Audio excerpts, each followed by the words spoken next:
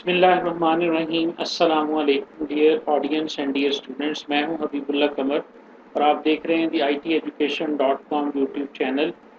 CS201 programming का जो हमारा कोर्स है, इसके अंदर आज हम बड़ा इम्पॉर्टेंट टॉपिक पढ़ेंगे जिसे हम लूप्स कहते हैं। ठीक है, लूप्स के अंदर हम किस तरह से काम करते हैं, ये कौन सा स्ट्रक्चर होता है और कितनी किस्म की लूप्स जो हैं वो C++ के अंदर मौजूद होती हैं, ये सारी चीज़ें आज मैं आपको डिमॉन्स्ट्रेट करके दिखाऊंगा, लाइव कोडिंग करके इंशाल्लाह आपको लूप्स के बारे में मैं बताऊंगा जी कि लूप्स हमारे पास कितनी किस्म की होती हैं। जब भी हम C++ के अंदर कोई प्रोग्राम लिखते हैं तो उस प्रोग्राम के अंदर हमने स्टेटमेंट्स लिखी होती हैं, जिस तरह ये स्टेटमेंट्स आपके सामने हैं, और ये प्रोग्राम की एग्जीक्यूशन जो है ये स्टार्ट होती है हमारे मेन फंक्शन से। तो मेन फंक्शन के बाद अगली स्टेटमेंट, ये हमारे पास जो लाइन है इसके शुरू में हमने 2 स्लैश बार लगाई हुई हैं, तो ये हमारे कमेंट्स लाइन बन जाती है। इसको ना कंपाइलर रीड करता है और ना ये एग्जीक्यूट होगी। तो लाइन नंबर 6 एग्जीक्यूट होगी, उसके बाद 7, 8, 9 और इसी तरह 11, 12 और 14 और 16 और उसके बाद 21, यानी जिस तरतीब से आपने स्टेटमेंट्स को अपने प्रोग्राम में लिखा होता है उसी तरतीब के साथ आपकी स्टेटमेंट्स जो हैं वो 1 बाय 1 एग्जीक्यूट होती हैं। तो ये हमारे पास जो होता है ये एक सीक्वेंशियल स्ट्रक्चर कहलाता है। लेकिन प्रोग्राम के अंदर हमें बाज़ औक़ात ज़रूरत पड़ती है 2 किस्म के स्ट्रक्चर्स की। एक हमने पिछले लेक्चर में पढ़ा है सिलेक्शन स्ट्रक्चर, जो कि हम अचीव करते हैं इफ एल्स स्टेटमेंट के साथ। यानी बाज़ औक़ात हमें क्या करना पड़ता है कि एक स्टेटमेंट या एक से ज़्यादा स्टेटमेंट्स को हम एक कंडीशन के साथ अटैच करना चाहते हैं और उस कंडीशन के ट्रू होने पर उसे हम चलाना चाहते हैं और उस कंडीशन के फॉल्स होने पर उसे हम स्किप करना चाहते हैं। यानी यही एक कंडीशन है एरिया। अगर मैं इसके ऊपर मिसाल के तौर पर लिख देता हूँ if length greater than equal to 100 और उसके साथ मैंने ये एरिया की एग्जांपल लिख दी है जी, और उसके बाद मैं लिख देता हूँ जी एल्स, और इसके बाद मैं यहाँ पर कोई और स्टेटमेंट लिख देता हूँ जी एल्स के बाद फॉर एग्जांपल के सी आउट एरिया नॉट कैलकुलेटेड, ये मैंने एक एग्जांपल लिख दी थी। अब इसके अंदर क्या हुआ कि ये स्टेटमेंट रन नहीं होगी। अब आप 14 नंबर पे आए, यहाँ पर आकर एक कंडीशन आपने चेक की लेंथ ग्रेटर देन 100। अगर इसका रिजल्ट ट्रू में होगा तो ये 15 नंबर स्टेटमेंट चलेगी, अगर इसका रिजल्ट फॉल्स होगा तो ये 15 नंबर स्टेटमेंट नहीं चलेगी। इसी तरह अगर इसका रिजल्ट फॉल्स होगा तो क्या होगा, तो फिर ये एल्स वाले पार्ट में चला जाएगा। ये जो हमने एल्स का पार्ट लिखा है फिर ये स्टेटमेंट चलेगी। अब ये वाली जो स्टेटमेंट है, ये वाली स्टेटमेंट सिर्फ उस सूरत में चलेगी जब ये वाली कंडीशन फॉल्स होगी। ठीक है, अगर ये ट्रू होगी तो ये 15 नंबर को चलाएगा और 15 नंबर के बाद डायरेक्ट ये 18 नंबर पे आ जाएगा और 18 नंबर वाली कंडीशन को चलाएगा। यहाँ पर अगर आप गौर से देखें तो हम जो स्ट्रक्चर फॉलो कर रहे हैं प्रोग्राम का, उस स्ट्रक्चर को हम कहते हैं ये सिलेक्शन स्ट्रक्चर है, कि हम किस एक कंडीशन की बुनियाद पे एक स्टेटमेंट या एक से ज़्यादा स्टेटमेंट्स को एग्जीक्यूट करते हैं या हम उसको स्किप करते हैं। ये बात आपको अंडरस्टैंड करनी चाहिए, और ये हमने पिछले लेक्चर में इफ़ एल्स स्टेटमेंट के साथ या अकेली इफ़ स्टेटमेंट के साथ हमने करके देखी थी। तीसरा जो स्ट्रक्चर होता है प्रोग्राम के अंदर, जो यानी एक सिलेक्शन सीक्वेंशियल, तो तीसरे स्ट्रक्चर को हम कहते हैं लूप। लूप से हमारे पास क्या मुराद है, जो आज का हमारा टॉपिक है, इसके अंदर हम क्या करते हैं कि when we want to execute, यानी हम एग्जीक्यूट करना चाहते हैं आ स्टेटमेंट और आ सेट ऑफ स्टेटमेंट, एक स्टेटमेंट को या सेट ऑफ स्टेटमेंट को रिपीटेडली, ठीक है, रिपीटेडली हम उसे एग्जीक्यूट करना चाहते हैं on the basis of a condition. ठीक है, दिस इज कॉल्ड लूप। तो इस कंडीशन को हम जो है वो लूप का नाम देंगे। बहुत सादा बात, यहाँ हमने कंडीशन लगाई तो किसी स्टेटमेंट को, ये देखें ये कंडीशन लगी, इस कंडीशन के साथ हमने इसके एग्जीक्यूट होने या ना एग्जीक्यूट होने को हमने जोड़ दिया। ठीक है, लेकिन अगर हम ये चाहते हैं कि हमारे पास एक ऐसी स्टेटमेंट हो और उस स्टेटमेंट को हम एक जो है ना वो जोड़ दें किसी ऐसी कंडीशन के साथ कि जब तक वो कंडीशन ट्रू रहे तो वो स्टेटमेंट बार बार चलती रहे, रिपीटेडली हम उसे एग्जीक्यूट करना चाहते हैं, तो फिर हम इसे कहेंगे कि ये हमारे पास लूप स्ट्रक्चर कहलाता है जी। तो लूप की तारीफ ही ये है, एग्जीक्यूटिंग अ सिंगल स्टेटमेंट और set of statement repeatedly on the basis of a conditional statement, it is called a loop। एक कंडीशन की बुनियाद पर, उसके ट्रू होने की बुनियाद पर अगर आप एक स्टेटमेंट को या एक से ज्यादा स्टेटमेंट्स को रिपीटेडली एग्जीक्यूट कर सकते हैं तो इस स्ट्रक्चर को हम लूप कहते हैं जी। इसको हम C++ में तीन तरीकों से, तीन स्टेटमेंट से हम इसे एग्जीक्यूट कर सकते हैं। सबसे पहले हमारे पास वाइल स्टेटमेंट है, उसके बाद हमारे पास डू वाइल स्टेटमेंट है और उसके बाद हमारे पास फॉर स्टेटमेंट है। यानी तीन तरीकों से आप यूज कर सकते हैं वाइल को, यानी काम दोनों का, तीनों का ही एक है। तीनों जो हैं ये लूप्स हैं। इसमें भी वाइल की क्या तारीफ है कि हम एक स्टेटमेंट को, इसको भी लूप के तौर पे इस्तेमाल हो सकता है, डू वाइल को भी और फॉर को भी। एक ही काम को करने के लिए हमारे पास तीन स्टेटमेंट्स मौजूद हैं, तीनों का रोल एक जैसा है, लेकिन हम इसको किस तरह से डिफरेंट सिनेरियोज में, कभी हमें ये ज़्यादा अच्छे तरीके से काम देगा, कभी हमें डू वाइल ज़्यादा अच्छे तरीके से काम देगा, लेकिन तीनों का काम यही होगा, एक कंडीशन होगी और उस कंडीशन की बुनियाद के ऊपर हम किसी स्टेटमेंट को चला रहे होंगे या हम उसकी एग्जीक्यूशन को रिपीट कर रहे होंगे। ठीक है जी। तो यहाँ तक तो कॉन्सेप्ट की बात है कि ये होती क्या है। अब मैं इसकी इम्प्लीमेंटेशन आपको दिखाता हूँ जी। यहीं पे मैं इस सारे कोड को जो है वो कट करके तो एक नई फाइल खोल के उसमें पेस्ट कर देता हूँ जी, और यहाँ पर मैं आपको लूप चला के दिखाता हूँ जी। मैंने लिखा यहाँ पे सी आउट और यहाँ पर लिख दिया मैंने पाकिस्तान जिंदाबाद, और इस स्टेटमेंट को मैंने कंपाइल किया और उसके बाद मैंने इसे रन किया तो डेफिनेटली ये स्टेटमेंट जो है ये आउटपुट स्क्रीन के ऊपर पाकिस्तान जिंदाबाद जो है वो वंस जो है वो लिख देगी। यानी आउटपुट स्क्रीन के ऊपर हमें पाकिस्तान जिंदाबाद जो है वो एक दफ़ा लिखा हुआ नज़र आ जाएगा। ये देखेंगे पाकिस्तान जिंदाबाद आ गया। मैं ये चाहता हूँ कि ये 10 दफ़ा एग्जीक्यूट करे, ये स्टेटमेंट 10 दफ़ा ये एग्जीक्यूट करे, तो इसके लिए मैं लूप बनाऊंगा। अब लूप बनाने के लिए आपके पास चार चीज़ों का होना ज़रूरी है। ठीक है जी, चार चीज़ें आपके पास होनी चाहिए जी एक लूप को बनाने के लिए। वो चार चीज़ें क्या हैं? Number 1, how to make loop जी। हम लूप को बनाएंगे। नंबर 1, हम एक काउंटर वेरिएबल हमारे पास होना चाहिए जिसको हमने कंडीशन के अंदर यूज करना है जी। काउंटर वेरिएबल, मैं यहाँ पर एक वेरिएबल डिक्लेयर करता हूँ इंट सी और उसकी वैल्यू को मैं 0 रख लेता हूँ। ठीक है, ये मेरे पास पहला स्टेप हो गया। दूसरे बात मेरे पास क्या होनी चाहिए? कंडीशन होनी चाहिए। एक ऐसी कंडीशन, हमने कंडीशन के बारे में लास्ट टाइम पढ़ा था, आ स्टेटमेंट, एक ऐसी स्टेटमेंट जो कि या तो ट्रू रिटर्न करती है और या फॉल्स रिटर्न करती है, ट्रू और फॉल्स, जो कि हमारे पास लॉजिकल ऑपरेटर्स के साथ बनती है।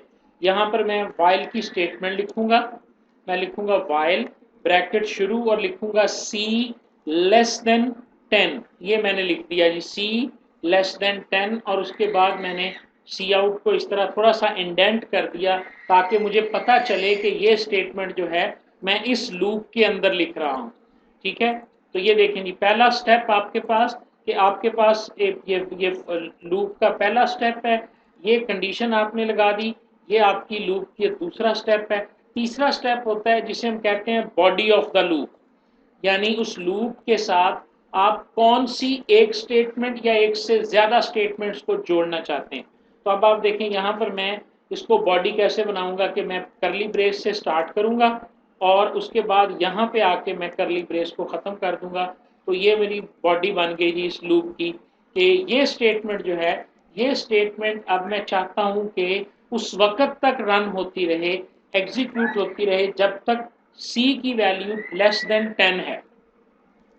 ठीक है जी, अब ये हो गई तीन चीजें लूप की। Number 1 counter, number 2 condition, number 3 body of the loop, और जो चौथा सबसे अहम पॉइंट है इसके अंदर, वो याद रखिएगा। यानी नंबर 3 पे आपने देखा बॉडी ऑफ लूप, और नंबर 4 के अंदर क्या होगा जी, इंक्रीमेंट या फिर डिक्रीमेंट इन काउंटर वेरिएबल। आपको जो काउंटर वेरिएबल है उसकी कीमत को चेंज करना है आपने, चाहे उसकी कीमत को बढ़ाना है या उसकी कीमत को कम करना है, डिपेंडिंग ऑन द सिचुएशन। अगर ये 4 चीजें आपने लूप में एंश्योर कर लें तो कभी भी आपकी लूप जो है वो गलत नहीं होगी। अब आप देखें 3 चीजें मैंने लगा दी, लेकिन मैंने सी जो मेरा काउंटर वेरिएबल है उसकी वैल्यू को मैंने कभी नहीं बढ़ाया। तो अब मैं उसकी वैल्यू को यहाँ लिख देता हूँ, c is equal to C plus 1। अब ये क्या होगा, इसको जरा रीड कर लेंगे। c की वैल्यू 0 है, ये स्टेटमेंट एक दफा चलेगी, यहाँ आके वो देखेगा 0 लेस देन 10 तो ट्रू है, ये बॉडी के अंदर आ जाएगा और पाकिस्तान जिंदाबाद प्रिंट कर देगा। उसके बाद c के अंदर क्या करेगा, c प्लस 1, वैल्यू 0 प्लस 1 1 हो जाएगी और ये फिर वापस जाएगा। क्यों? क्योंकि हमने इसको वाइल के अंदर लगाया हुआ है। तो वाइल स्टेटमेंट का, लूप का काम ही ये है कि वो रिपीटेडली इसको एग्जीक्यूट करेगी, उस वक्त तक ये लूप में रहेगा जब तक यहाँ से फॉल्स जनरेट नहीं हो जाता। यहाँ आया 1 लेस देन 10, ये भी ट्रू है, फिर अंदर फिर इसकी वैल्यू 2 हो गई, फिर यहाँ गया 3 लेस देन 2 लेस देन 10 हो जाएगा, फिर यहाँ 3 हो जाएगा, फिर 3 लेस देन, आखिर ये 9 लेस देन 10, 9 लेस देन 10 करके यहाँ आएगा, यहाँ वैल्यू आएगी 9 जमा 1 10।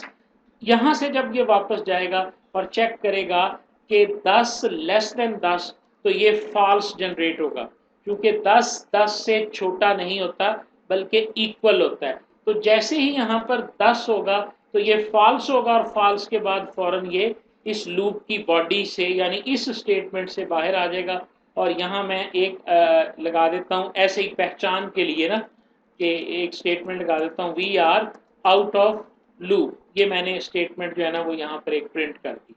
यहाँ मैं एक समझाने के लिए लगा रहा हूँ कि बैकस्लैश n, फिलहाल आपने इसके बारे में नहीं पूछना कि ये क्या है, सिर्फ ये चीज़ यहाँ पे लिखी हुई होगी। अब हम इसको कंपाइल करते हैं और रन करते हैं, तो लूप क्या है और लूप का कॉन्सेप्ट क्या है, ये 100% इंशाअल्लाह अज़ीज़ आपको क्लियर हो जाएगा जी। रन करते हैं जी। इसको रन किया तो आप देखें कि 10 दफ़ा पाकिस्तान जिंदाबाद जिंदाबाद अगर आप गिने तो ये 1 2 3 4 5 6 7 8 9 10 दफ़ा लिखा गया। और 10वीं दफ़ा जब कंडीशन फॉल्स हुई तो उसने आके बाहर लिखा we are out of loop. यानी ये स्टेटमेंट कब चली, जब 10 दफ़ा ये वाली स्टेटमेंट्स जो हैं वो आपस में चल गई। तो यही हमने डिफाइन किया है। हमने क्या डिफाइन किया कि when we want to execute a statement और a set of statement repeatedly on the basis of a condition, this is called a loop. जब हम एक स्टेटमेंट को या एक से ज्यादा स्टेटमेंट को, यहाँ पर हमारी बॉडी के अंदर कितनी स्टेटमेंट है, 2 हैं, एक ये है और एक ये है। इन स्टेटमेंट्स को जब आप एक कंडीशन के तहत बार बार चलाना चाहते हैं तो इस सिचुएशन को हम प्रोग्रामिंग की ज़ुबान में लूप कहते हैं। ठीक है जी। तो वाइल के ज़रिए हमने ये काम करके देखा। मैंने कहा कि C++ के अंदर आप 3 तरीक़ों से ये काम कर सकते हैं।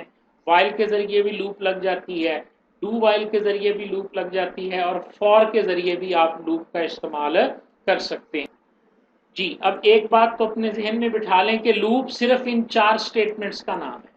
ठीक है, और ये हमारे पास इसका चौथा स्टेप है लूप का, कि जिसके अंदर हमने क्या कहा कि हम वैल्यू को या तो इंक्रीमेंट करेंगे या हम उसकी वैल्यू को डिक्रीमेंट करेंगे, जो हमारा काउंटर वेरिएबल होगा।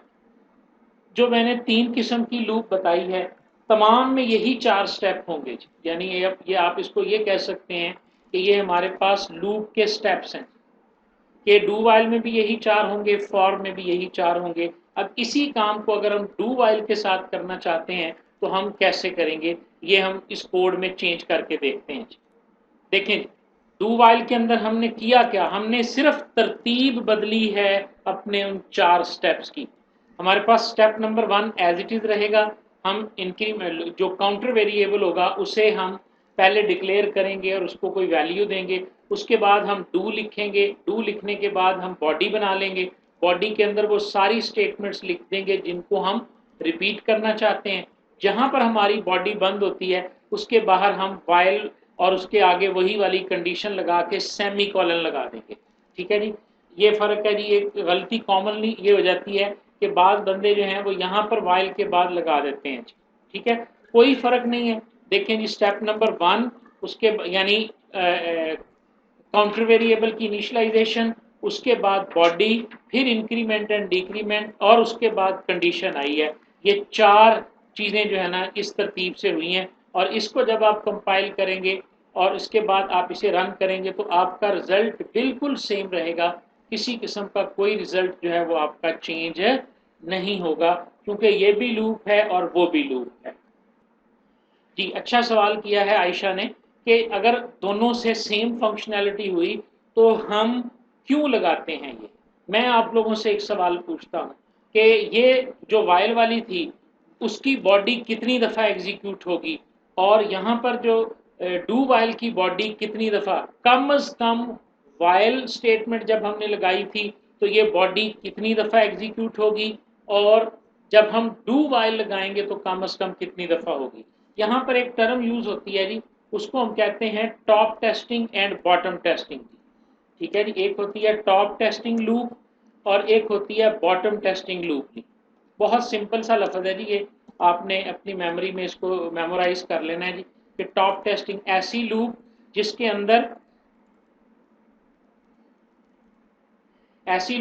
अंदर टेस्ट पहले होता है, बॉडी बाद में एग्जीक्यूट होती है। तो ये कौन सी थी, ये वाइल वाली थी। वाइल के अंदर हमने ये देखा कि टेस्ट पहले हुआ। टेस्ट से क्या मुराद, यानी कंडीशन जो है वो पहले हुई बाद में बॉडी आई। और बॉटम के अंदर क्या हुआ कि पहले बॉडी एग्जीक्यूट हुई और उसके बाद आपके पास जो है ना वो वाइल डू वाइल लगी। तो ये हमारे पास जो बनती है ये डू वाइल बनती है। तो पहला फर्क तो ये हो गया कि वाइल के अंदर कंडीशन पहले चेक होती है और लूप ऑफ द बॉडी बाद में एग्जीक्यूट होती है। ठीक है, और डू वाइल में बॉडी ऑफ द लूप जो है वो पहले एग्जीक्यूट होती है और कंडीशन बाद में चेक होती है। तो यहाँ से एक फर्क और वाज़ेह हो जाएगा कि ये बॉडी जो है ये एक दफ़ा तो लाजमी एग्जीक्यूट होगी। आप देखें सी की कीमत, ये देखें सी लेस देन 10 है।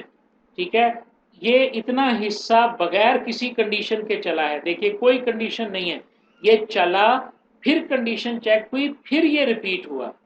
तो डू वाइल में और वाइल डू में ये फ़र्क होता है कि अगर आपके पास कोई ऐसी सिचुएशन है कि आपकी लूप ने एक दफ़ा ज़रूर चलना है, उसके बाद आपने कंडीशन को चेक करना है और उसके ट्रू या फॉल्स होने पर रिपीट करना है, फिर बेस्ट सोल्यूशन आपके पास डू वाइल है कि आपकी बॉडी ने एक दफ़ा तो चलना ही चलना है, उसके बाद उसने फिर जो है ना अगर शर्त पूरी हुई तो वो रिपीट करेगी, वरना एग्जिट कर जाएगी। उस सूरत में आप डू वाइल को यूज़ करते हैं, यानी बॉटम टेस्टिंग लूप आप यूज़ करते हैं। और जब आपको कंफर्म होता है कि आपकी बॉडी ने पहले कंडीशन चेक करनी है और उसके बाद आपने जो है वो लूप को यूज़ करना है या बॉडी को चलाना है, तो उस सूरत में फिर आप वाइल को यूज़ कर सकते हैं। फंक्शन दोनों का सेम है, लेकिन आप ये कह सकते हैं कि ये एक जो है वो ख़ास किस्म के सिनेरियो में इफ़ेक्टिव होगी, दूसरी दूसरे किस्म के सिनेरियो में इफ़ेक्टिव होगी। और एक अच्छे प्रोग्रामर का मकसद ही ये होता है, काम ही उसकी ड्यूटी ये होती है कि उसने जहाँ पर जो लूप बेस्ट यूज़ हो रही है उसको उसने इस्तेमाल करना होता है। ओके जी, अब हमारे पास आ गया जी तीसरा। तीसरा हमारे पास है कि हाँ जी, आप ये कह सकते हैं कि वर्किंग तो मैंने बेटा पहले ही कह दिया कि हमारे पास वर्किंग जो है वो तीनों की सेम है, फॉर की भी लूप की भी, क्योंकि तीनों लूप हैं और लूप इटसेल्फ जो है वो सेम होती है। और ये बिल्कुल सही आपने राबिया आपने बिल्कुल सही कहा कि डू वाइल में आपकी बॉडी एक दफ़ा ज़रूर एग्जीक्यूट करेगी, इवन कि आपकी कंडीशन फॉल्स होगी। ये भी बिल्कुल सही कहा। तो यही मैं फ़र्क कह रहा हूँ कि जहाँ पर आपके पास कोई ऐसी सिचुएशन हो कि एक दफ़ा बॉडी ने आपको एक दफ़ा बॉडी को लाजमी चलाना चाहते हैं। अच्छा जी, उसके बाद आ गई आखिरी हमारे पास फॉर लूप। इस यही काम अगर हम फॉर लूप में करेंगे तो फॉर लूप के लिए आप एक लफ्ज़ यूज़ कर लें कि ये स्मार्ट है। ठीक है, यानी ये स्मार्ट कोड होता है, यानी शॉर्ट कोड होता है। यानी जैसे आपको पता है कि इसको हमने 10 दफ़ा चलाना है, तो इस सारे की जगह पे आप देखेंगे मैंने सारा यहाँ से ये लाइन भी यहाँ से ये भी डिलीट कर दिया, उसके बाद ये वाला हिस्सा भी मैंने डिलीट कर दिया। मैं सिंपल यहाँ पर फॉर लिखूंगा, FOR फॉर, और int c is equal to 0, full stop semicolon लगाऊंगा, सी लेस देन 10 लगाऊंगा, सेमी कॉलन लगाऊंगा, और उसके बाद लिखूंगा सी प्लस प्लस। आप देखें कि सॉरी ये हाँ जी, ये देखें जी, इस तरह मैं फॉर लूप को इस्तेमाल करूंगा, साथ में मैंने बॉडी लगा दी। अब आप इसको कंपाइल करें, ज़रा इसको रन करके देखते हैं जी। यहाँ पर जी ये गलती है, यहाँ पे ब्रैकेट नहीं लगनी, ब्रैकेट यहाँ पे लगनी है जी, ठीक है। फॉर लिखें, उसके बाद ब्रैकेट के अंदर ये तीनों तीनों स्टेप जो हैं वो एक ही जगह लिखे गए। आप देखें ज़रा, स्टेप नंबर 1 वेरिएबल को इनिशलाइज करने वाला, स्टेप नंबर 2 कंडीशन वाला, स्टेप नंबर 3 इंक्रीमेंट करने वाला या डिक्रीमेंट करने वाला, और नीचे आपने बॉडी लगा दी। अब अगर आप कंपाइल करते हैं तो आप देखेंगे कि 0 वार्निंग होगी, और रन करेंगे तो आपकी 100% सेम आउटपुट जो है वो आपको नजर आएगी जी, पाकिस्तान जिंदाबाद जिंदाबाद, और इस तरह ये वैल्यू आ गई। आप देखेंगे ये 1 2 3 4 5 दफ़ा चला है, हालांकि इसको 10 दफ़ा चलना चाहिए था, ठीक है। तो this is called logical error. हमने कहा था सिंटैक्स एरर जो होती है वो तो कंपाइलर पकड़ लेता है, लेकिन जो लॉजिक की एरर होती है, तो यहाँ पर गलती क्या हुई कि हम 2 दफ़ा वैल्यू बढ़ा रहे हैं, यहाँ भी सी की वैल्यू बढ़ा रहे हैं और यहाँ भी सी की वैल्यू बढ़ा रहे हैं। ये स्टेप भी अब इसमें से निकल जाएगा। अब आप इसको कंपाइल करें तो अब आप देखें कि आपने वैल्यू को इनिशलाइज भी उधर ही कर लिया। अब आप रन करेंगे तो आप देखेंगे कि वही आउटपुट है जो आपके पास वाइल में भी थी और आपके पास डू में भी थी, ठीक है। सेम आउटपुट है, लेकिन आप देखें कितना स्मार्ट आपका कोड हो गया कि वही कोड जो हमने 4-5 लाइनों में लिखा हुआ था वो आपके पास इस तरह सिर्फ 2 लाइनों के अंदर आ गया, और आपकी स्टेटमेंट जो है वो 10 दफ़ा हो गई। अब मैं कहता हूँ जी 100 दफ़ा है, तो सिंपल मैं यहाँ पे 100 कर दूंगा, और उसके बाद मैं कंपाइल करके इसे जैसे ही मैं रन करूंगा तो आप देखें ये 100 दफ़ा जो है ना वो पाकिस्तान जिंदाबाद को प्रिंट कर देगा। यानी ऐसे सिनेरियोज जहां पर आपको पता हो कि आपने अपनी स्टेटमेंट्स को कितनी बार रिपीट करवाना है, उस जगह पे जो शॉर्टेस्ट तरीका है लूप लगाने का वो हमारे पास फॉर की स्टेटमेंट है। इसमें हम ज़्यादा कंसाइज वे में लूप को इस्तेमाल कर सकते हैं, क्योंकि एक ही स्टेटमेंट के अंदर हम एक काउंटर वेरिएबल भी बना लेते हैं, कंडीशन भी लगा लेते हैं, और उसमें वैल्यू को इंक्रीमेंट और डिक्रीमेंट भी कर लेते हैं। लेकिन जहाँ पर कंडीशंस हमारी अनसर्टन होती हैं, हमें नहीं पता वैल्यू क्या बनेगी, वहाँ पर हम फॉर को फिर यूज़ नहीं करते, वहाँ पर वाइल या डू वाइल को यूज़ किया जाता है। लेकिन जब हमें पता होता है कि हमने इस तरह की प्रोग्रामिंग करनी है, जैसे मैं आपके सामने अब टेबल बना के दिखाता हूँ आपको, ठीक है। फॉर के ज़रिए टेबल बनाना ज़्यादा आसान है। ये देखें जी, मैंने यहाँ पे एक वेरिएबल बना दिया जैसे कि फॉर, और उसके अंदर मैंने उसी तरह int c is equal to 0 किया, उसके बाद मैंने c less than equal to 10 कर दिया, उसके बाद मैंने सी प्लस प्लस कर दिया, और सी को मैं 1 से स्टार्ट करूँगा क्योंकि मैं टेबल बनाना चाहता हूँ।